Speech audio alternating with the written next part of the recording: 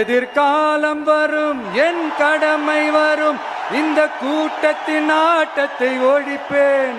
தளபதி விஜய் இப்போ அவரோட political கெரியர்ல manifestation technique use பண்ணிட்டு இருக்காரு. அது உங்கள எத்தனை பேருக்கு தெரியும்? ஒரு விஷயம் நடக்கிறதுக்கு முன்னவே இந்த விஷயம் நடந்துட்ட மாதிரி ஃபேக் பண்றது மூலமா நம்ம பர்டிகுலர் விஷயத்தை ஈஸியா மேனிஃபெஸ்ட் பண்ண முடியும். ஈவன் சம் பர்டிகுலர் பர்சனோட சக்சஸ கூட நம்ம எய்மா வச்சுக்கிட்டு இதே சக்சஸ் நமக்கு கிடைச்ச மாதிரி நினைச்சோம் இந்த லாவை யூஸ் பண்ணி ஈஸியா மேனிஃபெஸ்டேஷன் பண்ணலாம். இதே விஷயத்த நம்ம இன்ஸ்பிரேஷன் கூடவும் சொல்லலாம். பட் வெளியில நம்ம இன்ஸ்பிரேஷன் சொன்னாலும் நம்ம பண்றது ஒரு வகையில மேனிஃபெஸ்டேஷன் தான். இந்த லா யூஸ் பண்றதுல நம்ம தளபதி Vijay one of the best to ever யூஸ்னு சொல்லலாம். இதே லாவை தளபதி விஜய் இப்போ கரண்டா அவரோட பொலிட்டிக்கல் கேரியர்ல யூஸ் பண்ணிட்டு இருக்காரு. அவர் ஃபேக் பண்ற அந்த பர்சன் நம்ம எல்லாருக்குமே தெரியும், எம்ஜிஆர் சார் தான். ஈவன் பாலிடிக்ஸுக்கு வரதுக்கு முன்னே சினிமாங்கிற ஒரு மாஸ் மீடியா யூஸ் பண்ணி நம்ம விஜய் சார் அதுக்கு விதை போடவே ஆரம்பிச்சிட்டாருன்னு சொல்லலாம். ஃபேக் பண்ணி எத்தனை பேரை நம்ப வைக்கிறீங்களோ அந்த அளவுக்கு இந்த லா ஃபாஸ்டா மேனிஃபெஸ்ட் ஆக ஆரம்பிச்சிடும். விஜய் சார் மாதிரியே எம்ஜிஆர் சாரும் சேம் பார்த்து ஆல்ரெடி யூஸ் பண்ணவர் தான். இன்ஃபேக்ட் சொல்ல போனா இந்த விஷயத்தை மேனிஃபெஸ்ட் பண்றது இப்போ விஜய் சாருக்கு ரொம்பவே ஈஸின்னு சொல்லலாம். எல்லாரும் எம்ஜிஆருக்கு அப்புறம் விஜய்னு நம்பவும் ஆரம்பிச்சிட்டாங்க. அவர் எப்படி இந்த லாவை பர்ஃபெக்டா யூஸ் பண்றாருங்கிறத நெக்ஸ்ட் பார்ட்ல பார்க்கலாம்.